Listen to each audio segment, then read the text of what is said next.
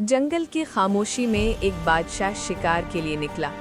गुरूर उसके कदमों से झलक रहा था, जैसे दुनिया उसके आगे झुकी हो। रास्ते में उसे एक जख्मी शेर नजर आया। शेर कमजोर जरूर था, मगर उसकी आंखों में अभी भी जंगल की शान बाकी थी।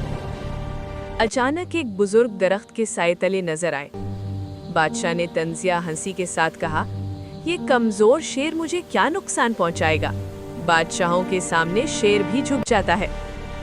बुजुर्ग ने मुस्कुराकर जवाब दिया, "बादशाह सलामत, ताकत का गुरूर इंसान को कमजोर बना देता है।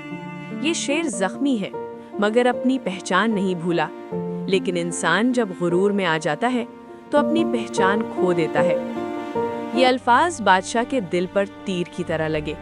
उसने शेर का इलाज करवाया, बुजुर्ग का एहतराम किया और गुरूर को छोड़कर आजिज़ी अपना ली।